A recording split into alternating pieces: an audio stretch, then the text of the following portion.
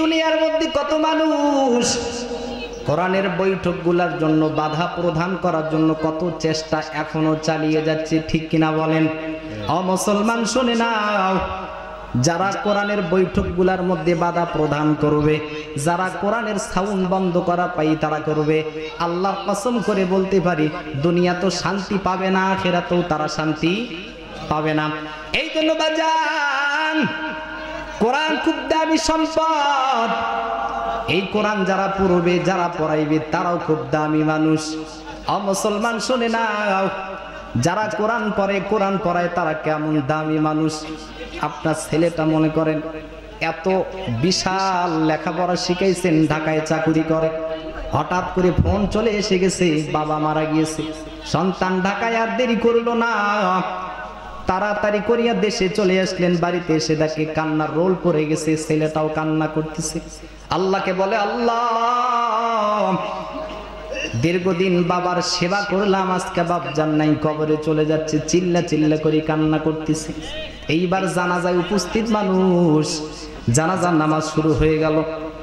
এক জানাজার নামাজ পড়তে পড়তে হঠাৎ করে মাঝখান থেকে কান্না আসতেছে। ইমাম সাহেব শুধু বললেন, এই লোকটা যদি ভালো থেকে থাকে মাফ করবা, যদি খারাপ থাকে তাও মাফ করে দিবা। এইবার ফিসফিস করে কান্না। লোকজন বলতেছে কি ব্যাপার, কান্না কোথায় থেকে কেন জানি সাউন্ড কানের মধ্যে আসতেছে।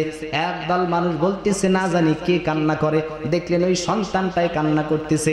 ইমাম সাহেব হুজুর তাড়াতাড়ি করে কাতারের মাঝখানে এসে বললেন, বাবা কান্না করিও না, সব বাবা কোনোদিন থাকে না, সব মা দুনিয়াতে চিরজীবন তো থাকে না, একদিন তোমাকেও যাওয়া লাগবে, কান্না করে লাভ নাই। এইবার যুবক সন্তান হুজুরকে বলতেছে, হুজুর আমি কান্না করি, আমি আমার জন্য কান্না করতেছি না, আমার বাবার জন্য কান্না করি না, তবে একটাই টেনশন পড়ে গেলাম, আমার বাপজান কত টাকা খরচ করে আমার এই লেখাপড়ায় শিখাইলো, কি হবে এই লেখাপড়া দিয়ে? আজকে আমি আমার বাবার জানাজার নামাজটা পড়াইতে পারলাম না, এই লক্ষ লক্ষ টাকা খরচ করে কোনো ফায়দা নাই।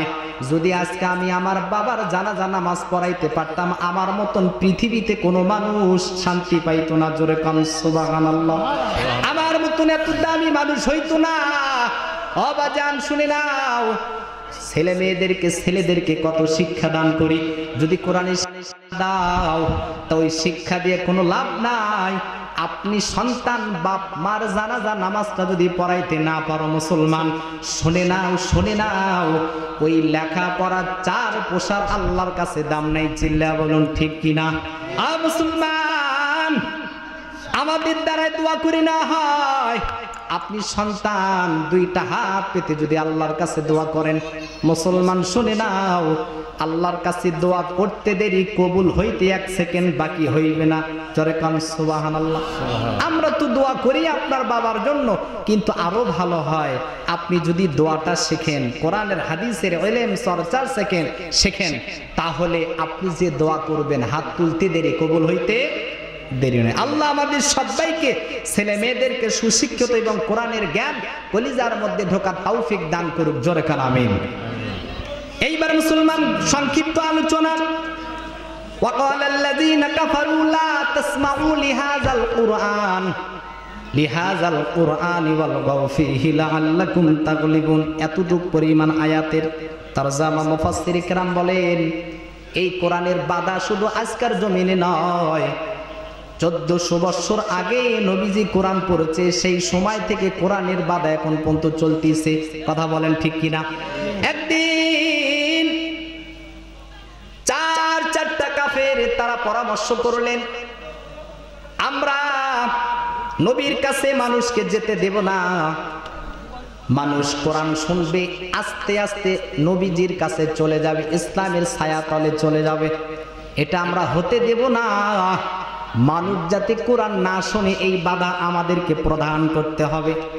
চারটা কাফের তারা রাত্রি পরামর্শ করলেন কি করা যায়। আমাদের দেশে একদল মানুষ দেখবেন কোরআনের বৈঠকগুলোতে চেষ্টা চালায় বন্ধ করে দেওয়ার জন্য। ও মুসলমান শোনো, এই কোরআনের লাইট বাতি আপনার আমার হাতে নয়। এই কোরআনের বাতি, কোরআনের লাইট একমাত্র আল্লাহর হাতে। জোরে কান সুবহানাল্লাহ। আল্লাহ যেদিন এই কারেন্টের লাইটের সুইচ বন্ধ করবে, বুঝবেন ওই দিন থেকে কোরআনের সাউন্ডটাও বন্ধ হয়ে যাবে। এইবার আল্লাহর বান্দা চারটা কাফের চিন্তা করলেন কি করা যায়, কি করা যায়। এখন তো পরামর্শ করতে হবে, যদি দিন দিন বাড়তে থাকে আমরা তো হতভম্ব হয়ে যাব, আমাদের দল থেকে মানুষ বিমুখী হয়ে যাবে, নবীজির কাছে মানুষ চলে যাবে। এক পর্যায়ে তারা টেনশন শুরু করে দিলেন, কি করলে, কি কাজ করলে মানুষগুলো ইসলামের ছায়াতলে যাবে না। এক এক করে চিন্তা শুরু হয়ে গেল। একদল বললেন একটা কাজ করা হোক, আমরা সবাই মিলেমিশে যারা ইসলাম কবুল করতেছে এদেরকে ইচ্ছা মতো পিটাইলে তো সব সমাধান হয়ে যাবে। আর একজন বললেন না, আমরা সবাই যদি চিন্তা করি আগামীকাল থেকে মানুষদেরকে গোপনে আত্মগোপন করে তাদের হাত পা রশিগুলো বেঁধে গোপনে রাখবো। আমাদের দেশে যেমন গোপন কিছু কারখানা তৈরি হয়, তো ঠিক তারাও চিন্তা করেছে, অতীত থেকে টেনশনটা এখন পর্যন্ত চলে আসতেছে।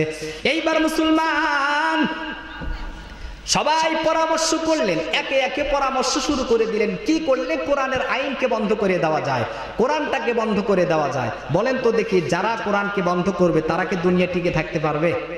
আল্লাহর কোরআনের সাউন্ড কেউ বন্ধ করতে পারবে না। ও মুসলমান শুনে নাও, ইতিপূর্বে ইতিহাস সাক্ষী আল্লাহর বান্দা এইবার চারটা কাফের পরামর্শ শুরু হয়ে গেল। এইবার একদল মানুষ, একটা কাফের আবু জেহেল বললেন, শোনো শোনো, আগামীকাল একটা কাজ করা হোক, আমরা যদি চার রাস্তার মোড়ে যদি বসে থাকি, আর এই চার রাস্তা দিয়া মানুষ তো দলে দলে চলে আসবে, আমরা চারটা নেতা যদি চার রাস্তার মোড়ে বসে থাকি, মানুষ তো রাস্তা দিয়ে নবীজির কাছে যাবে। আর আমরা যদি সবাই চেষ্টা চালাই যে লোকদেরকে আমরা নবীজির কাছে যেতে দেব না, এমন চেষ্টা যদি চালাই, বিশ্বাস করো আর কোনো মানুষ কোরআনের ছায়াতলে যেতে পারবে না। জোরে কান নাউজুবিল্লাহ। ওরে মুসলমান শোনো, যারা কোরআনকে বাধা দিবা, যতই চেষ্টা করো কোরআনের সাউন্ড কিয়ামত পর্যন্ত থাকবে, কেউ বাধা দিতে। এইবার মুসলমান চারটা কাফের সবাই পরামর্শ করলেন, আগামীকাল সকালবেলায় চার রাস্তার মধ্যে চারজন আমরা বসে থাকব। বসে থেকে যারাই কোরআনের কাছে আসবে, যারাই নবীর কাছে আসবে, হাতটা ধরবো, হাত ধরে তাদেরকে বুঝিয়ে বুঝিয়ে বাড়ি থেকে বের করে দিব। এইবার মুসলমান শুনে নাও, একটা চারটা কাফের সকাল হয়ে গেল, চারটা রাস্তার মধ্যে মোড়ে মোড়ে বসে থাকলেন, কোনো মানুষ যেন রাস্তা দিয়ে নবীর কাছে না যেতে পারে। তো ঠিক আবু লাহাব যে রাস্তায় বসে আছেন, ঠিক ওই রাস্তা দিয়ে কিছুক্ষণ পর সকাল হইতেছে। সকাল হচ্ছে, কিছু সময় অতিক্রম হওয়ার পর দেখতে পেলেন একটা মহিলা, বয়স্ক মহিলা, যার কোনো অস্তিত্ব নাই, কথাও বলতে পারে না, লাঠিতে ঠুক ঠুক করে ভর দিয়া নবীর কাছে আসবেন, হেঁটে হেঁটে আসবেন। তো ঠিক এমন অবস্থায় আবু লাহাবের সঙ্গে দেখা হয়ে গেল। এইবার আল্লাহর বান্দা আবু লাহাব বুড়ি মহিলাকে লাঠিতে ভর দেখা দেখেই বুঝতে পারলেন মহিলার ভাবসাব ভালো নয়। এইবার মহিলাকে বললেন, মা, নরম সুরে কথা বললেন, মাগো তুমি কোথায় যাও? এইবার মহিলা বলতেছে, বাবা আমি একটু নবীর কাছে যাব।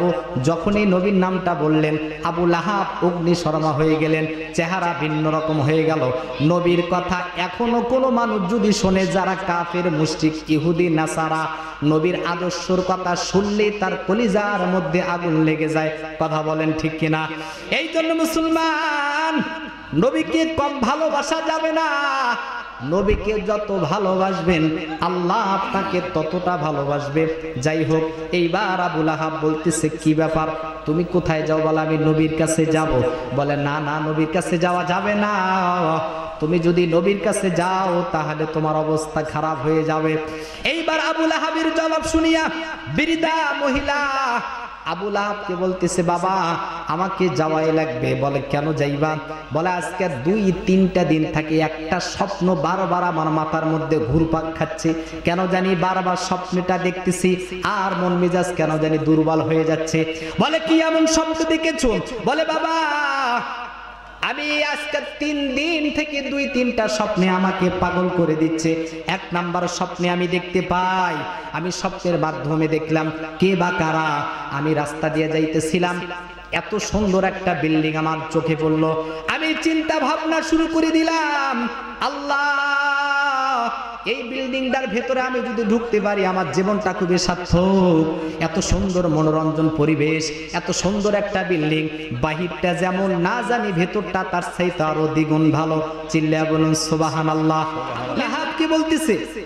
স্বপ্নের মাধ্যমে আমি দেখলাম এত সুন্দর একটা বিল্ডিং, যে বিল্ডিংটা এত সুন্দর পরিবেশ পরিচ্ছন্নতা, বাহিরটা যেমন ভেতরটা মনে হয় আরো ভালো। আমি টেনশন পড়ে গেলাম, এই বিল্ডিংটার ভিতরে আমাকে ঢুকতেই হবে। আমি তাড়াতাড়ি করে চতুর্থ সাইডে একটু ঢোকার জন্য চিন্তা ভাবনা করলাম। সব দিক দিয়ে প্রাচীর লাগানো, আমি কোন দিক দিয়ে ঢুকবো চিন্তা ভাবনা করলাম, কোন দিক দিয়ে ঢোকা যায়। এক পর্যায়ে একটা গেট আমি দেখতে পেলাম, গেটের মধ্যে আমি লক করলাম। লক করা মাত্রই ভেতর থেকে একটা লোক বের হয়ে আসলেন, এসে বলতেছে কি চাও? বলে বাবা এই বিল্ডিংটার ভেতরে আমি একটু ঢুকবার চাই। কেমন জানি সুন্দর বিল্ডিং, বাহিরটা এত সুন্দর, না জানি ভেতরটা আরো না জানি আরো মধুর ব্যবস্থা। বাবা এই বিল্ডিংটার ভেতরে ঢোকার একটা পারমিশন আমারে দিয়ে দাও। গেটওয়ালা ব্যক্তি বলতেছে মা আপনাকে আমি ঢোকার পারমিশন দিতে পারি যদি আমাকে একটা প্রশ্নের জবাব তুমি দিতে পারো। কথা বলুন কয়টা প্রশ্ন? আর একবার বলেন কয়টা? একটা প্রশ্নের জবাব তুমি যদি আমারে দিতে পারো আমি তোমাকে এই বিল্ডিংটার ঘরের মধ্যে ঢোকার পারমিশন দিতে পারি। এইবার বুড়ি মা বলতেছে বাবা কি এমন প্রশ্ন? বলে মা গো ও মা আমি তোমাকে একটা প্রশ্ন রেখে গেলাম। বলে কি প্রশ্ন বাবা? বলে 1 নাম্বার প্রশ্ন আমি তোমার মেমোরির ভিতরে তুমি ঢুকে লাও। এইবার বৃদ্ধা মহিলা বলতেছে প্রশ্ন নাম্বার তুমি বলে দাও। বলে মা বলে দাও।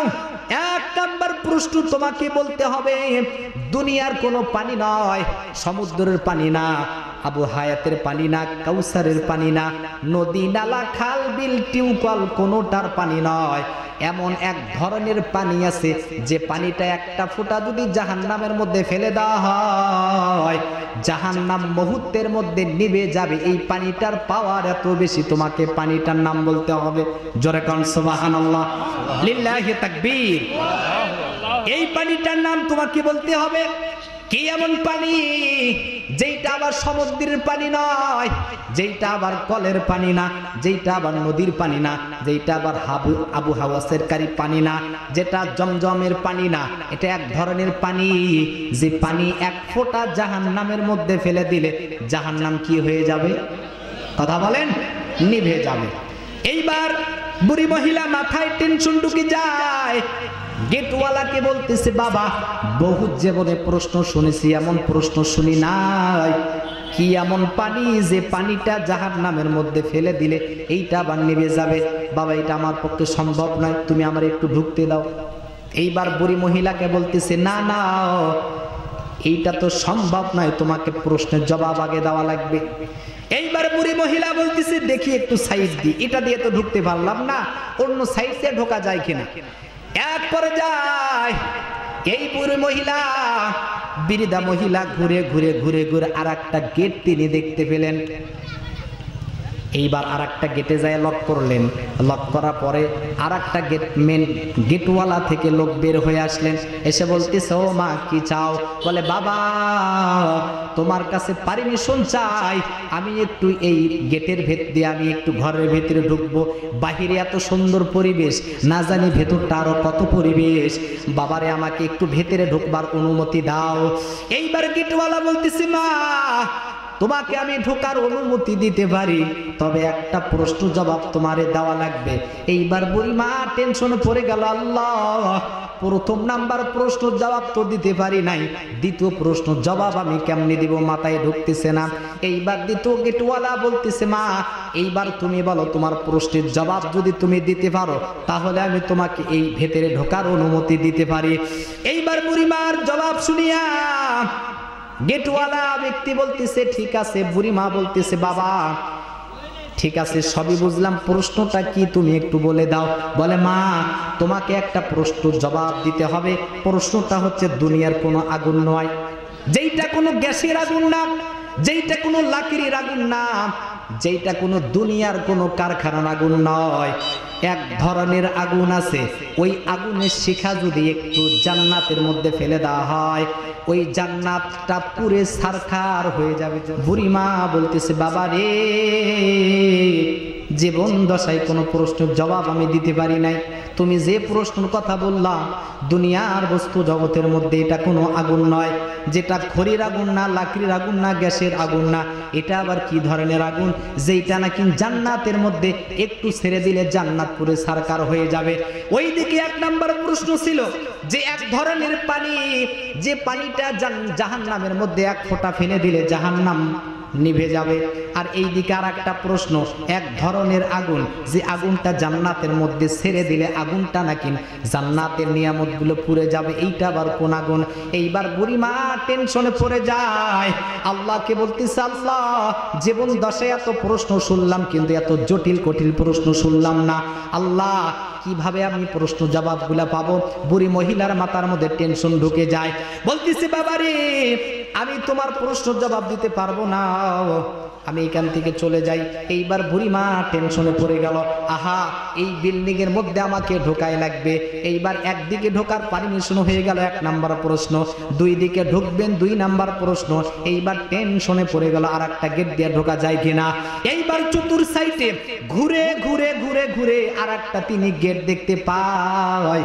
এইবার গেটের মধ্যে লক করলেন, লক করে বলতেছে, বাবা, বিল্ডিংটার ভেতরে ঢুকবার চাই, তুমি যদি আমার অনুমতি দাও তাহলে মনে হয় আমার এই বিল্ডিং এর মধ্যে ঢোকা সম্ভব। বলে, বুড়িমা, তুমি যদি এই গেটের ভেতরে ঢুকবার চাও, বিল্ডিংটার মধ্যে ঢুকবার চাও, তবে সত্য কথা বলি, তোমাকে রাস্তার মধ্যে দুই গেটওয়ালা তো প্রশ্ন করেছে, উত্তর দিতে পারো নাই। তবে আমি তোমাকে প্রশ্ন করলাম, তুমি কার কাছে গেলে প্রশ্ন জবাব পাইবা? আল্লাহ তাআলা আমাকে সেই জ্ঞান গরিমা জানিয়ে দিয়েছে। চিল্লায়া বলুন সুবহানাল্লাহ। এইবার গেটওয়ালার কথা শুনিয়া বুড়িমা টেনশনটা একটু হালকা হয়ে গেল। আল্লাহকে বলতেছে, আল্লাহ, এইবার তো দিক নির্দেশনা পাইলাম, কার কাছে গেলে জানি না আমার প্রশ্নের জবাব পেয়ে যাব। এইবার গেটওয়ালাকে বলতেছে, বাবা, তাড়াতাড়ি করে বলো কার কাছে যাওয়া লাগবে।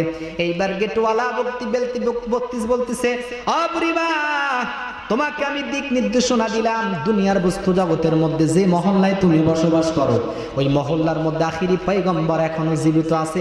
তুমি যদি তার কাছে যাও, আমার আত্মবিশ্বাস, তার কাছে গেলে তুমি দুইটা প্রশ্নের জবাব তুমি ক্লিয়ার ভাবে জানতে পারবা। জোরে কান সুবহানাল্লাহ। এখন বুড়িমা বলতেছে, আমাকে তো জানা লাগবে কি এমন কোথায়। এইবার এই মেসেজটা আবু লাহাবকে বলতেছে, ও আবু লাহাব, আমি সকালবেলা রাত্রে আর ঘুমাই নাই, আমি টেনশন পড়ে গেলাম, কার কাছে গেলে আমি প্রশ্ন জবাব পেয়ে যাব। আমি আর খাইলাম না সকালবেলায়, আমি লাঠিতে ভর করে ঠুক ঠুক ঠুক ঠুক করে আমি আসলাম, এসে তো তোমার কাছে ধরা পড়ে গেলাম। ও আবু লাহাব, আর কিছু দেরি করিও না, আমাকে একটু যাবার অনুমতি দাও। এইবার আবু লাহাব বলতেছে, বুড়িমা, তোমাকে নবীর কাছে যাওয়া লাগবে না, আমি এমন একটা ব্যক্তির কাছে নিয়ে যাব, ওই ব্যক্তির কাছে যদি যাও, আমার বিশ্বাস তোমাকে ওই ব্যক্তি প্রশ্ন জবাব দিয়ে দিবে। বোঝেননি? এইবার আবু লাহাবের জবাব শুনিয়া বুড়িমা বলতেছে, তোমার ব্যক্তিটার নাম কি? বলে, আমার ব্যক্তি নেতার নাম হচ্ছে আবু জেহেল। কথা বলুন, কি নাম? আবু জেহেল। আবু জেহেল প্রশ্ন জবাব দিবে। আবু লাহাব বলতেছে, আর দেরি করিও না, চলো। বুড়িমা মনে করেছে হয়তো আবু জেহিল্লা প্রশ্ন জবাব মনে হয় দিতেই পারবে, লাঠিতে ভর করে টুকটুক করে আর দেরি করলো না। বুড়িমা আবু লাহাবের নরম নরম কথা শুনিয়া আবু জেহেলের কাছে গেলেন। এইবার বুড়ি মহিলাকে এক সাইডে রাখলেন। আবু লাহাব, আবু জেহেল, দুই সালা, দুই নেতা একখানে হয়ে বলতেছে, নেতা সর্বনাশ। বলে, কি হয়ে গেছে? বলে, এই মহিলা তো নবীর কাছে যাবে, দুইটা প্রশ্নের জন্য আমি চাপা মেরে আপনার কাছে নিয়ে এসেছি। এইবার বলেন, আপনি যদি প্রশ্ন জবাব দেন তাহলে তো আমাদের দলে মহিলা চলে আসবে। এইবার আবু লাহাব, আবু জেহেল আবু লাহাবকে বলতেছে, কি কি প্রশ্ন? বলে, এক নাম্বার প্রশ্ন, কোন জানি পানি, যেইটা কোনো নদীর পানি নয়, যেইটা কোনো পুকুরের পানি না, যেইটা কোনো টেপের পানি না, এক ধরনের পানি, যে পানিটা নাকি জাহান্নামের মধ্যে ফেলে দিলে জাহান্নাম নিভে যাবে। আর ধরনের আগুন, যে আগুনটা নাকি জান্নাতের মধ্যে ফেলে দিলে জান্নাত পুরো ছারখার হয়ে যাবে। এইবার আবুল আহাব এই কথা আবু জেহেলকে বললেন। এই কথা বলা মাত্রই আবু জেহেল শুধু মাথা চুলকায়। কথা বলুন, কি চুলকায়? আবু জেহেল বলতেছে, লাখ বারাত্তু যৌবন সরস্বতী, আফরগতির কসম খায়া বলি, জীবন দশায় এমন প্রশ্ন আমি কোনোদিন শুনিনি। উত্তরটা দিব কোথায় থেকে? কথা বোঝেন নাই? এইরকম প্রশ্ন আমি কোথায় পাবো? জবাব তো দূরেই থাকলো, এত নিত্য নতুন প্রশ্ন শুনলাম, এই প্রশ্ন জবাব দেওয়ার এখতিয়ার আমার নাই। ওরে মুসলমান, শোনো শোনো, যার কাছে মাসআলা গেলে খুঁজে পাওয়া যায়, সহজে মাসআলার উত্তর পাওয়া যায়, সেই আলেমদের কাছে যাওয়া লাগবে। কথা বলেন ঠিক কিনা? আমাদের দেশে এক ধরনের নামধারী কিছু আলেম আছে, প্রশ্ন জানেও না, বলতেও পারে না, মাসআলা বলবেন উল্টা পাল্টা বলে মানুষকে বিভ্রান্তি করে। আছে না নাই? লেখাপড়া থাকার দরকার আছে না? সবার কাছে সব মাসআলা পাওয়া যাবে না। এই জন্য আলেমদের কাছে যাবেন, হক্কানি পীর মাশায়েখের কাছে যাবেন, যাইয়া প্রশ্ন করবেন, উত্তর দিবে, কারণ আলেমরাই প্রশ্ন জবাব দিতে পারবে। ঠিক কিনা? আল্লাহ আমাদের সবাইকে আলেমদের কদর করার তৌফিক দান করুক। জোরে কান আল্লাহুম্মা আমিন। লিল্লাহি তাকবীর। খারাপ লাগতেছে? এইবার মুসলমান, আবুল আহাব আবু জেহেলকে বলতেছে, নেতা দেরি করিও না, তাড়াতাড়ি করে প্রশ্ন জবাব দেওয়া লাগবে। আবু জেহেল বলতেছে, বাবারে, আমার জিন্দেগিতে এমন প্রশ্ন আমি শুনি নাই, উত্তরটা দিব কোথায় থেকে? বলে, এখন তো মহিলাকে বড় মুখ করে আমি নিয়ে এসেছি। এইবার আবু জেহেল বলতেছে, ও আবুল আহাব, আমার জীবন দশায় এমন আমি প্রশ্ন শুনি নেই, জবাবটা কোথায় থেকে দিব? এইবার আবুল আহাব, দুই নেতার মাঝে আলাদা একটু চিল্লাচিল্লি শুরু হয়ে গেল। আবুল আহাব বলতেছি, নেতাজি, আমি বড় আশা করে আপনার কাছে নিয়ে এসেছিলাম বুড়ি মহিলাটাকে, এখন যদি আমরা বলি আমরা প্রশ্ন জবাব দিতে পারবো না, তাহলে তো আমরা কালারিং হয়ে যাব। আর দেরি করো না, কি করলে কি হবে আপনি একটু বলে দেন। আবু জেহেল শয়তানি বুদ্ধি মাথার ভেতরে ঢুকিয়ে যায়। এইবার বুড়ি মহিলার কাছে এসে বলতেছে, মাগো, তুমি একটা কাজ করো, আগামীকাল আসবা, আগামীকাল আসলে তোমার প্রশ্ন জবাব পেয়ে যাবা। এই কথা শুনিয়া বুড়ি মহিলা বাড়িতে চলে গেলেন, যাইয়া রাত্রে ঘুমায় না। সকালবেলা আসলেন, এসে বলতেছে, আবু জেহেল্লা, এইবার গতকাল তুমি আমারে বলেছিলা যে প্রশ্ন জবাব দিলা, কিন্তু দিতে তো পারলা না, আজকে তুমি আসার জন্য অনুমতি দিলা, আজকে আসলাম, এবার প্রশ্ন জবাব দাও। আবু জেহেল বলতেছে, বুড়িমা আগামীকাল আসিও। একদিন চলে গেছে, বলা আজকে না আগামীকাল, আসলে কিন্তু প্রশ্ন জবাব, কথা বলেন, জানে না। এক পর্যায়ে মহিলা এইবার তিন দিন পর্যন্ত ঘুরাইলেন।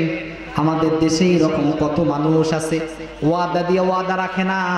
ওরে মুসলমান, শুনে নাও, যে ব্যক্তি ওয়াদা দিয়ে ওয়াদা রাখে না, সে ব্যক্তি মুনাফিকের আলামত পাওয়া যায়। কথা বলেন ঠিক কিনা?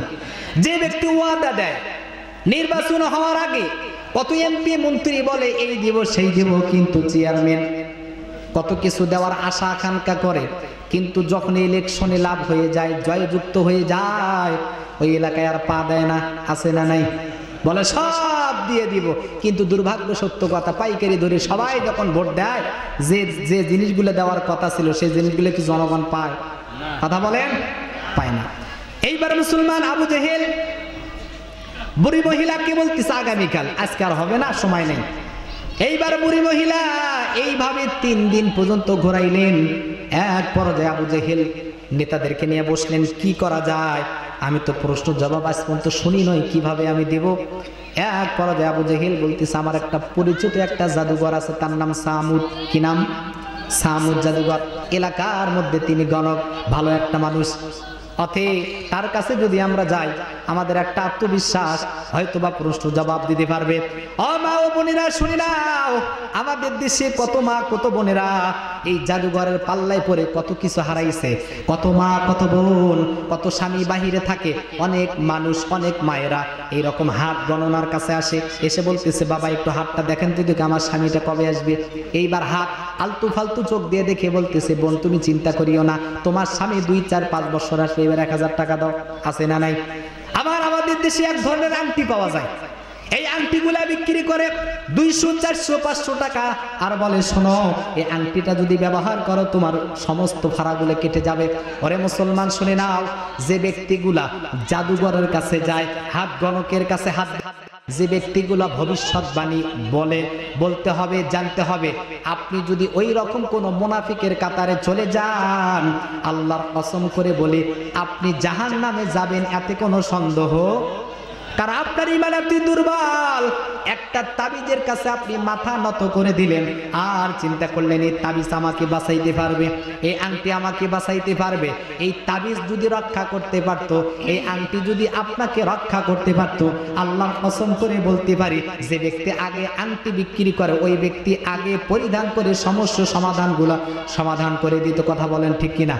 এই জন্য মুসলমান কোন জাদুঘর, কোন গণক, কোন আগাম ভবিষ্যৎ জানওয়ালা ব্যক্তির কাছে যাবেন না। যদি এই রকম ব্যক্তি খুঁজে পান, চিন্তা ভাবনা করবেন, এই লোকদেরকে আলাদা আলাদা করে রাখবেন। যদি মারতে হয় মারবেন, কিন্তু খবরদার কোন সময়ের জন্য জাদুঘরের কাছে যাবেন না, গণকের কাছে যাবেন না, আংটিওয়ালার কাছে যাবেন না। যদি চাইতেই হয়, বলতেই হয়, আল্লাহর কাছে যাবেন, আল্লাহ আপনার সমস্যা সমাধান করে দিবেন। জোরে কান সুবহানাল্লাহ। এইবার লক্ষ্য করেন, এইবার চিন্তা ভাবনায় পড়ে গেল জাদুঘরের কাছে যাবে, সামুদ জাদুঘর। আবু জেহেল বুড়ি মহিলাকে বাড়িতে রেখে, আবু জেহেলের বাড়িতে রেখে দৌড়িয়া গেলেন সামুদ জাদুঘরের কাছে। যাইয়া বলতে, সামুদ চিন্তা ভাবনার মধ্যে পড়ে গেছি। বলে কি এমন চিন্তা? বলে মারাত্মক চিন্তা। বলে কি টেনশন? বলে আমি তো 2-3 দিন থেকে একটা বুড়ি মহিলাকে আমি ঘুরাইতেছি। বলে কি কারণে? বলে 1 নাম্বার প্রশ্ন আমারই করেছে। কি এমন প্রশ্ন? বলে যে প্রশ্ন নাকি, যে কি এমন পানি, যে পানিটা দুনিয়ার কোনো পানি নয়, ওই পানিটা নাকি জাহান্নামের মধ্যে ফেলে দিলে জাহান্নাম নিভে যাবে। আর এক ধরনের আগুন আছে, যে আগুনটা নাকি জান্নাতের মধ্যে একটু ছেড়ে দিলে জান্নাত পুরে সারখার হয়ে যাবে। এই দুইটা প্রশ্ন আমারে করেছে, কিন্তু উত্তর দেওয়ার এখতিয়ার আমার নাই।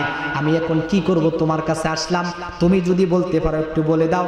সামুদ জাদুঘর বলেন, নেতাজি এমন প্রশ্ন আমি জিন্দেগিতে শুনে নেই, উত্তর দিব কোথায় থেকে? চিল্লায়া বলুন সুবহানাল্লাহ। আরে মুসলমান, চিন্তা করবেন, আল্লাহ যাদেরকে জ্ঞান দেয় তারাই জ্ঞানী হয়, ঠিক কিনা? শয়তানি জ্ঞান দিয়ে কিন্তু ভালো জ্ঞান হয় না। যাদেরকে আল্লাহ সঠিক জ্ঞান দেয়, এই জ্ঞানগুলোকে কাজে লাগাবেন, মানুষকে সুপথে ডাকবেন। এইবার আল্লাহর বান্দা সামুদ জাদুঘরের সঙ্গে পরামর্শ করলেন। কি করলেন? মহিলাকে ওই ইসলামের ছায়াতল থেকে বাঁচাবার জন্য যায়। এক পর্যায়ে সামুদ জাদুঘর বললেন, একটা কাজ করা হোক, আমি নবীর কাছে যাব, মহিলাকে নিয়ে যাব, তবে আমি এক ধরনের কিছু মন্ত্র জানি, জাদু জানি, কিছু ফুফা জানি। আমাদের দেশে এরকম ফুফা বলে না, হঠাৎ করে ফু দিয়ে 10,000 টাকা দাও, আছে না নাই? আল্লাহ এই লোকদেরকে হেফাজত করুক। জোরে কান আমিন। ফু দিয়ে যদি সবকিছু সমাধান হইতো, তাহলে আলেমদের ফুর দাম আগে থাকতো, ঠিক না? তবে আমরা জানি বা না জানি, এমনিতে কোরআনের আয়াত তেলাওয়াত করে ফু দেই, চেষ্টা হয়। এই কোরআনের সাউন্ড, কোরআনের বরকতে অনেক মানুষের পেটের ব্যথা ভালো হয়ে যায়। জোরে কান সুবহানাল্লাহ। আবার অনেক বাচ্চারাই কান্নাকাটি করে, রাত্রিরে 2টার দিকে হুজুরকে উঠায়, হুজুর একটু ওঠেন। হুজুর উঠে, আমাদেরকে তো আর টাকা দেয় না, বুঝেন নাই? ফু দেওয়া হয়, রাত্রিরে খবর পাওয়া যায় বাচ্চাটা আরামে ঘুমাইছে। জোরে কান সুবহানাল্লাহ। কোরআনের একটা পাওয়ার আছে না নাই? কোরআনের একটা শক্তি আছে না নাই? এই জন্য কোরআন দিয়ে তেলাওয়াত করবেন, ফু দিবেন, সমস্যা সমাধান করবেন কে? জোরে কান আল্লাহু আকবার। সামুদ জাদুঘর বললেন, আমি এক ধরনের ফু জানি, এই ফুটা যদি আমি নবীর কাছে মারি, নবীজির জবান বন্ধ হয়ে যাবে। জোরে কান নাউজুবিল্লাহ। কত বড় চিন্তাধারা মাথায়! নবীর ফু বন্ধ করে দেওয়ার কারো সাহস আসেনি? নাই। এইবার আল্লাহর বান্দা আবু জেহেল বলতেছে, সাবধান, ফু দাও কোনো না নাই, তবে খবরদার এই মহিলা যেন ওই জায়গায় না যেতে পারে। বলতেছে, টেনশন করিও না, তুমি বাড়িতে থাকবা, আমি নবীর কাছে যাব। এইবার পরের দিন সকালবেলায় বুড়ি মহিলাকে খবর দেওয়া হলো। বলতেছে, মা তুমি আসো আমাদের সঙ্গে, আমরা তো প্রশ্ন জবাব দিতে পারলাম না, তবে নবীজির কাছে যদি যাও মনে হয় তোমার প্রশ্নের জবাব পেয়ে যাবা। এইদিকে তারা গোপনে গোপনে কিন্তু ফু নিয়ে চিন্তা করেছে যে যদি ফুফা দিয়ে নবীর জবানটাকে বন্ধ করে দেওয়া যায় তাহলে তো নবীর প্রশ্নের জবাব আর দিতে পারবে না, আর এই মহিলাও তো নবীর বিশ্বাসটা নবীর অর্থাৎ মহিলার মন থেকে উঠে যাবে আর আমরাই জয়যুক্ত হয়ে যাব। জোরে কান নাউজুবিল্লাহ। মহিলাকে সঙ্গে করে সামুদ জাদুঘর নবীর কাছে যাবেন। মহিলার বুকে আসা কত আকাঙ্ক্ষা, কতদিন হয়ে গেল দুইটা প্রশ্ন মাথার মধ্যে ঘুরপাক খাচ্ছে, কিন্তু কোথাও কোনো জবাব নাই। এক পর্যায়ে মহিলার ভিতরে কত আশা নিয়ে যাচ্ছেন। এইবার সামুদ জাদুঘরের দিকে মন্ত্র পড়া শুরু হয়ে গেছে, আমি যাব, যায় ফু দিলেই তো জবান বন্ধ হয়ে যাবে। ঠিক ওই সময় নবীজি মসজিদের ভিতরে কোরআনুল কারীম তেলাওয়াত করতেছে। জোরে কান সুবহানাল্লাহ। আমাদের দেশে কোরআনুল কারীম তেলাওয়াত এত মধুর, যদি কোনো মানুষ সুর দিয়া কণ্ঠ দিয়া তেলাওয়াত করে মজা লাগে না খারাপ লাগে? কারি সাহেবদের তেলাওয়াত এত সুন্দর। ওরে মুসলমান শোনো, সুন্দর আর কি বলবো। এক সময় আমাদের দেশের মা বোনেরা ঘরের মধ্যে তেলাওয়াত করতো গুনগুন গুনগুন করে, তাই মজা লেগেছে, ঠিক কিনা? এখন প্রতিটি ঘরের মধ্যে জায়নামাজের অভাব নাই, কোরআনের অভাব নাই, তাসবির অভাব নাই, কিন্তু পর্ণওয়ালার অভাব, ঠিক কিনা? এই জন্য ভাই ও মা ও বোন শোনো, বাড়ির মধ্যে যদি কোরআন থাকে মাসে একটা করে খতম দাও। যদি বাড়ির মধ্যে কোরআনুল কারীম যদি থাকে 2টা করে মাসে খতম দাও। কারণ হাদিসের মধ্যে এসেছে যে ব্যক্তি কোরআনের সঙ্গে সম্পর্ক বেশি রাখবে আল্লাহ তাআলা ওই কোরআনটাকে তার জন্য জান্নাতের অংশীদার হয়ে যাবে। চিল্লায়া বলুন সুবহানাল্লাহ। আপনি যদি কোনো কারণে জাহান্নামে চলে যান, কোরআনের সঙ্গে আপনার সম্পর্ক যদি ভালো থাকে মা ও বাবা, এই কোরআনটা আপনার জন্য সাফায়াতকারী হয়ে যাবে। কোরআন আল্লাহকে বলবে, আল্লাহ দুনিয়ার বস্তু জগতের মধ্যে এই বান্দা এই বান্দি আমাকে পড়েছে, আমাকে সম্মান করেছে, আমাকে সকাল সন্ধ্যা চুমা খেয়েছে, আল্লাহ আপনাকে ওয়াদা দিয়ে দিলাম আমি কোরআন এই মা অর্থাৎ আমি কোরআন বলে দিলাম আপনার এই বান্দা এবং বান্দিকে যতক্ষণ পর্যন্ত আপনি জান্নাতে না দিবেন ততক্ষণ পর্যন্ত আমি কোরআন কিন্তু আপনার সঙ্গে তর্ক করতেই থাকবো। জোরে কান সুবহানাল্লাহ। ওরে মুসলমান ও মা ও বোন শুনে নাও, যদি কোরআন আপনার আমার জন্য সাফায়েতের কান্ডারি হয়ে যায় আর কোনো টেনশন আছে? কথা বলেন। এই জন্য কোরআনের সঙ্গে সম্পর্কটা লাগাও। আপনি পড়তে পারেন না, সকাল সন্ধ্যাটা কোরআনটা খোলো, আপনি একটু দেখেন আল্লাহ কি কি বলেছে। বাংলা তরজামা পাওয়া যায়, একটা করে সূরার তরজামা আপনি পড়েন, সুন্দর লাগবে। আপনি যদি নাও পারেন গুনগুন গুনগুন করে তেলাওয়াত করবা, কারণ তেলাওয়াতের মধ্যে মজা আছে না নাই? আল্লাহ আমাদের সবাইকে কোরআন পড়নেওয়ালা এবং শুননেওয়ালার সঙ্গে তৌফিক দান করুক। জোরে কান আমিন।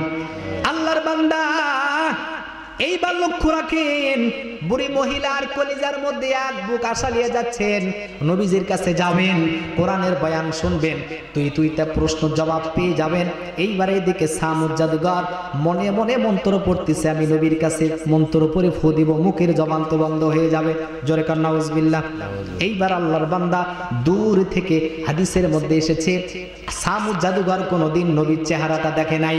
আরে মুসলমান, নবীর চেহারাটা এমন ছিল, এমন সুন্দর চেহারা, এই নবীজির চেহারা কোনো মানুষ যদি দিলেন কান দিয়ে আমরা আপনি যদি দেখতাম। মায়েশা সিদ্দিকা রাদিয়াল্লাহু তাআলা আনহা বলেন, দুনিয়ার মানুষ শুনে নাও, যদি আমার স্বামী আমার নবীর চেহারাটা কোনো মানুষ যদি দেখতো, ইউসুফ আলাইহিস সালাতু ওয়াস সালামের চেহারা দেখতে যাইয়া কত বোনেরা কত মায়েরা হাতের নখ কেটে ফেলে দিয়েছে। আমার রাসূলের চেহারা যদি কোনো মানুষ দেখতো, আল্লাহর কসম করে বলতে পারি ওই মহিলার কলিজা কেটে দিত, যারা পরিমাণ টের পাইতো না। জোরে কান সুবহানাল্লাহ। এত সুন্দর মানুষ। এইবার সামুদ জাদুঘর কোনদিন নবীর চেহারা দেখে নাই। বুড়ি মহিলার সঙ্গে এক এক করে যাচ্ছেন, মহিলার কত আশা আকাঙ্ক্ষা। যাচ্ছেন, যাইতে যাইতে দেখতে পেলেন নবীজি মসজিদের ভিতরে কোরআনুল কারীম তেলাওয়াত করতেছে। এইবার সামুদ জাদুঘর তেলাওয়াতের সাউন্ড কিছুটা কানে চলে এসে গেছেন। ওরে মুসলমান, যে ব্যক্তি কোরআনুল কারীম শুনে আল্লাহর কসম করে বলতে পারি তার ঈমান তার মধ্যে একটা নাড়াচাড়া দেয়। জোরে কান সুবহানাল্লাহ। কত মানুষ কোরআনের বয়ান শুনে ভালো হয়ে গেছে, কত মানুষ টুপি ধরতো না, কোরআনের বয়ান শুনে টুপি ধরেছে, আছে না নাই? বুড়ি মহিলা সামুদ সামুদ জাদুঘর কোন রকম কানের মধ্যে তেলাওয়াতটা শুধু একটু এসে গেছেন, তিনি টেনশন করলেন, হায় হায় এটা কিসির এমন সাউন্ড পাইলাম, এইরকম মধুর কবিতা তো কোনোদিন শুনি নাই, এইরকম বাণী কোনোদিন তো আমি কোনোদিন আমার জিন্দিগিতে শুনি নাই। আহা দেখি তো একটু কি বলে। কানের নখটা ছেড়ে দিলেন, আঙ্গুলটা ছেড়ে দিলেন, হৃদয়ের মধ্যে ঢুকে গেল তেলাওয়াত। টেনশনে পড়ে গেল, আল্লাহ এইরকম তেলাওয়াত আমার জিন্দিগিতে আমি শুনি নাই। এই মানুষটা যদি তেলাওয়াতে এত মজা লাগে, না জানি চেহারাটা আরো কত মজা। জোরে কান সুবহানাল্লাহ। এইদিকে নবীজি বুঝতে পারলেন একটা মহিলা একটা ছেলে এসে গেছেন। তিনি চিন্তা করলেন না জানি কোথায় থেকে এসে গেছে। তিনি কোরআনটা বন্ধ করলেন, বন্ধ করে মসজিদের ভেতর থেকে একটু বাহিরে আসবেন। এসে সামুদ জাদুঘর কি মন্ত্র পড়বে, তার চেহারা দেখে হাবুডুবু হয়ে গেছে।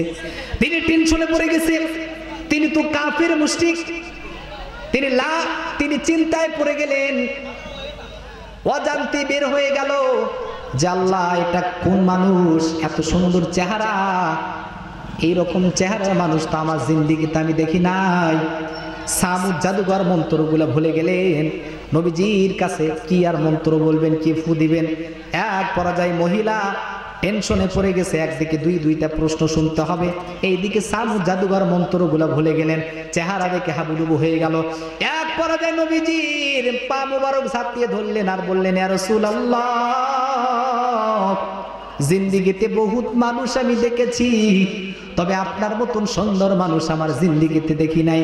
আমি এখানে এসে গেছিলাম, আপনার কাছে আমি করি চালান দিব, ফুফা দিয়ে আপনার মুখটাকে বন্ধ করব। আল্লাহর কসম এইরকম চেহারার মানুষ আমার জিন্দিগিতে দেখি নাই। ইয়া রাসূলুল্লাহ, আর দেরি করবেন না, তাড়াতাড়ি করে আপনি আমারে আপনার মধুমাখা কালেমা পড়াইয়া মুসলমান বানিয়ে দেন। লা ইলাহা ইল্লাল্লাহু মুহাম্মাদুর রাসূলুল্লাহ। জোরে কান সাল্লাল্লাহু আলাইহি ওয়াসাল্লাম। বলে, ইয়া রাসূলুল্লাহ, আপনি আমারে কালেমা পড়াইয়া দেন। সামুদ কালেমা পড়লেন। ও মুসলমান, দেখো কত কাফের, কত মুশরিক কালেমা শুনেছে, নবীর চেহারা দেখেছে, সাথে সাথে মুসলমান হয়ে গেছে। আর আপনি আমি এত বয়ান করি, এত তেলাওয়াত করি, এত মানুষকে নসিহত করি, আমরা কেন হেদায়েত হই না? তার মানে বোঝা গেল আমাদের ভিতরে আলাদা কিছু বসবাস করতেছে, ঠিক কিনা বলেন? আমাদের ভিতরে এমন শয়তান বাসা বেঁধে গেছে, আর খোলার কোনো ক্ষমতা নাই। এই জন্য আল্লাহর বান্দা, আপনার বাড়ির পাশে কত মানুষ নামাজ পড়ে, রিস্কাওয়ালা, ঠেলাওয়ালা, ভ্যানওয়ালা, আপনি কেন পারেন না? বুঝতে হবে হেদায়েত দেওয়ার মালিকটাকে। কথা বলেন। আল্লাহ তাআলা বলেন, ইন্নাকা লা তাহদি মান আহবাবতা। রাসূল, আপনি মানুষকে শুধু বলেই যান, আপনি বয়ান করতে থাকেন, হেদায়েত তো আমি আল্লাহ দেব, হেদায়েত আপনাকে আমি দেই নাই। তার মানে বোঝা গেল মুসলমান, দুনিয়ার মধ্যে কোনো আলেমদের হাতে হেদায়েত নাই। হেদায়েতটা কার কাছে? কথা বলেন, কার কাছে?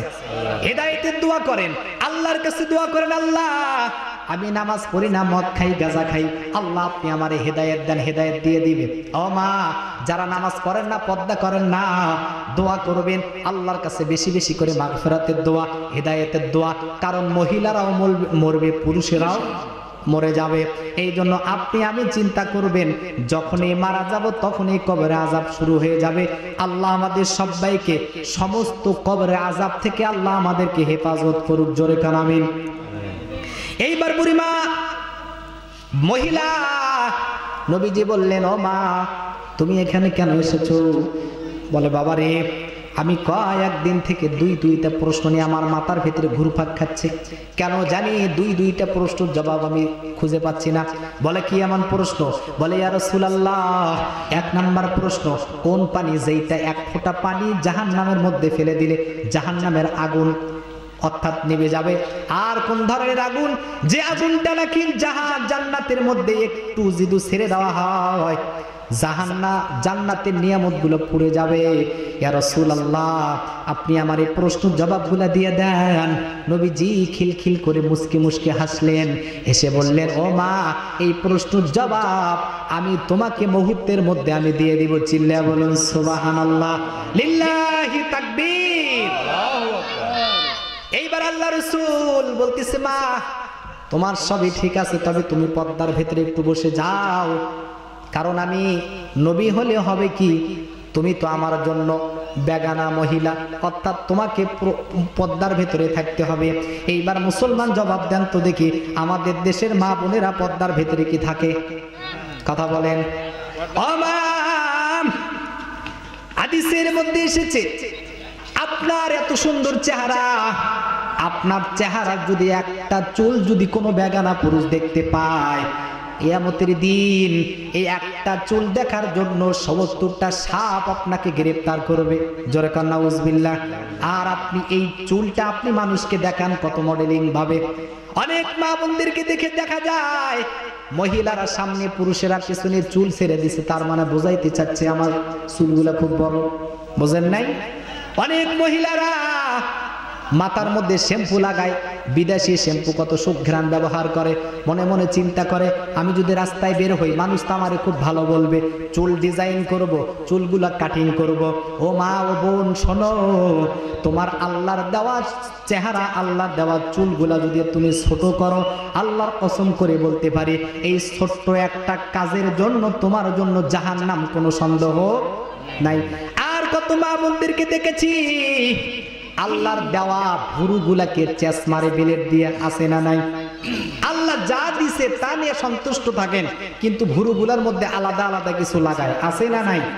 আপনি সাজেন, ইসলামে সাজার কথা আছে, কিন্তু সাজবেন কি বেগানা পুরুষের জন্য না স্বামীর জন্য? স্বামীর জন্য সাজতে হবে। আহা, আমরা স্ত্রীগুলাকে এত লালন পালন করি, খাওয়াই, ঈদে ঈদে পোশাক টোশাক দেই, আমাদের কাছে আসিয়া কোনো দিন আমাদের স্ত্রীগুলা ভালো পোশাক পরে, ভালো ডিজাইন করে, ভালো সুগন্ধি ব্যবহার করে আমাদের কাছে আসে না, ঠিক কিনা? যা পোশাক যা পরিধান করে মানুষকে দেখাবার জন্য। আল্লাহ মা বোনদেরকে হেদায়েত দান করো, জোরে কান আমিন। পর্দার ভিতরে থাকতে হবে, পর্দার ভিতরে যদি না থাকেন আপনার জন্য জাহান্নাম। আল্লাহ তাআলা বলেন ওয়াকরনা ফি বুয়ুতিকুন্না ওয়ালা তাবাররুজনা তাবাররুজাল জাহিলিয়াতিল উলা। ও মা ও বোন, আল্লাহর বিধান, মুসলিম নারী নারীগণ তোমরা পর্দার ভিতরে থাকো, কিন্তু আমাদের দেশে পর্দার ভিতরে নাই। এই তো ঈদুল ফিতরকে কেন্দ্র করে কত মা কত বোনেরা কত পোশাক ব্যবহার করতেছে, পাতলা পাতলা পোশাক। রাস্তাঘাটে চলবেন, একটা মেয়েদেরকেও পর্দার ভিতরে থাকা যায় না। যদিও পর্দার ভিতরে থাকে, আমাদের দেশে এক ধরনের কিছু বোরকা আছে, আছে না নাই? আলাদা কিছু মডার্ন বোরকা পরে, যেগুলো বোরকা পরা চাইতে না পরাই ভালো, ঠিক কিনা? অনেক মা বোনেরা আছে এত টাইট ফিটিং বোরকা পরে, এত কাপড় চোপড় পরে, তারপরও শরীরের অংশ দেখা যায়। ও মা, আপনাদেরকে অনুরোধ জানাবো আপনার পোশাকটা যেন ঢিলা ঢালা হয়, কারণ আল্লাহ রসুল ঢিলা ঢালা পোশাকটাকে বেশি পছন্দ করেছেন। এইবার আল্লাহর বান্দা মা, এইবার বুড়ি মা, আল্লাহ রসুল বললেন মাগো তুমি পর্দার ভেতরে থাকো, পর্দার ভেতর থেকে তোমার সাথে আমি কথোপকথন করব। এইবার আল্লাহ রসুল তাই বললেন, বুড়ি মা এবং সামুদ জাদুঘর পাশে বসে থাকলেন। সামুদ জাদুঘর বসলেন, বুড়ি মা বসলেন। পর্দারি পার থেকে নবীজি বয়ান করতেছে, জোরে কোন সুবহানাল্লাহ, বয়ান করতেছে। বুড়ি মা কি বলতেছে? মা, এক নাম্বার প্রশ্ন তুমি চেয়েছো, দুইটা প্রশ্ন আমি আস্তে আস্তে উত্তর দেব। এক নাম্বার প্রশ্ন, তুমি কোন পানির কথা বলেছো? যে পানিটা কোনো দুনিয়ার কোন আসবাবের পানি না, যে পানিটা নদীর পানি না, যে পানিটা পুষ্করিণীর পানি না, যে পানিটা সমুদ্রের পানি না, যে পানিটা জমজমের পানি না, এইটা কোন পানি তুমি জানো না? এই পানিটা ওই পানি যে ব্যক্তি রাতের গভীরে জাহান্নামের ভয়ে কান্না করে, যে ব্যক্তি জাহান্নামের ভয়ে দুইটা চোখ দিয়ে 2 ফোঁটা পানি ছেড়ে দেয়। আল্লাহ রসুল বলেন, কোন ব্যক্তি যদি জাহান্নামের ভয়ে নিজেকে বাঁচাবার জন্য জাহান্নামে পুড়ে যাবেন এই চিন্তা ভাবনা করে যদি কোনো মানুষ 2টা ফোঁটা নয় 1টা ফোঁটা চোখের পানি কোটাতে আসার আগেই আল্লাহ তার জীবনের গুনাহ মাফ করে দিবেন। আর এই পানিগুলা আল্লাহ বিফলে দেয় না, এই পানিগুলো এক ধরনের ফেরেশতার মাধ্যমে জাহান্নাম, অর্থাৎ এক ধরনের ফেরেশতা এই পানিগুলো একটা ভাণ্ডার মধ্যে সংরক্ষণ করে রাখে।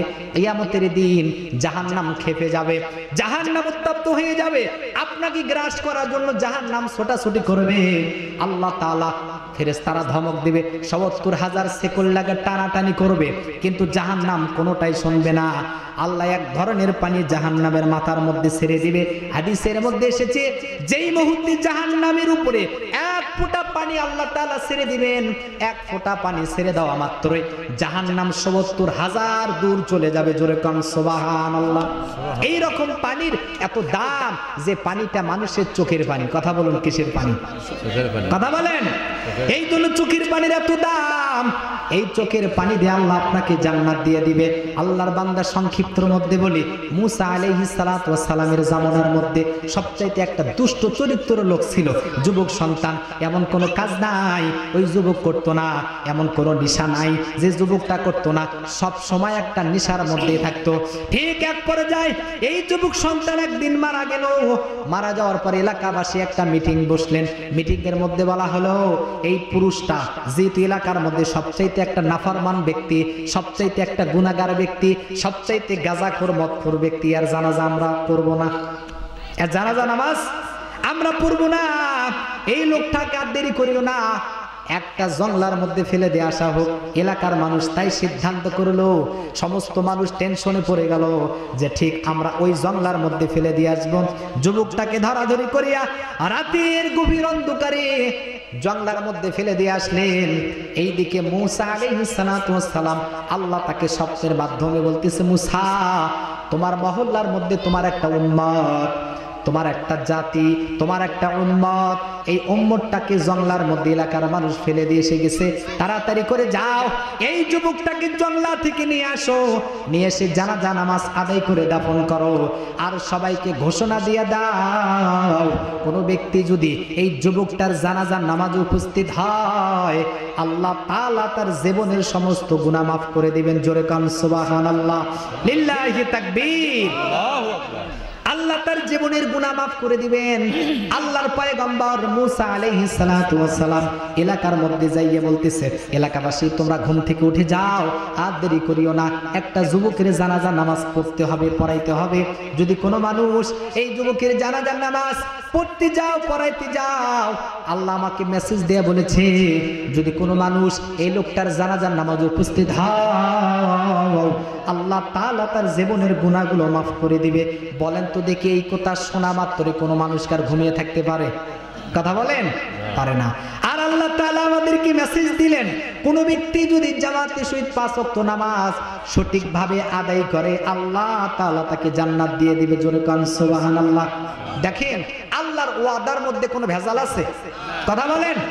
আল্লাহ আমাদেরকে বললেন, কোন মানুষ যদি জামাতের সহিত ৫ ওয়াক্ত নামাজ আদায় করে তার তিলের সঙ্গে, আল্লাহ তাআলা তাদেরকে জান্নাত দিয়ে দিবে, কোনো ভেজাল না। আর আমাদের দেশে এক ধরনের মূর্খ টাইপের মানুষ আছে, এক মসজিদে নামাজ পড়ে আর অন্য কোন মসজিদে নামাজ পড়ে না, আছে না নাই? মাগরিবের আজান দিছে কোরপুরে, হ্যাঁ, এখন এই রাস্তা দিয়ে আপনি বাজার করে আসলেন, এসে এসে চিন্তা করলেন যে আমাকে ওই মসজিদে গিয়ে নামাজ পড়তে হবে, এখানে মাগরিবের ওয়াক্ত হয়ে গেছে। বলেন তো দেখি, মাগরিবের আজান যখন হয় তারপরে কয় মিনিট পরে নামাজ শুরু হয়? কথা বলেন। 20 মিনিট, 1 ঘন্টা, 5 মিনিট, 3 মিনিট, 4 মিনিট, এই তো কথা। আর একদল মানুষ আছে, তারা কোরপুরে আজান পায়, সাইকেল মেরে মেরে মেরে মেরে আসে। বলেন তো, এই যে কৃষ্ণচন্দ্রপুর থেকে কোরপুর থেকে যদি কোনো ব্যক্তি হাঁটিয়েও আসে বা সাইকেল মারিয়েও আসে, নামাজ কি পাবে? কথা বলেন। আসলে বিধানটা হচ্ছে কি, যেখানে আজান সেখানে, যেখানে আজান সেখানে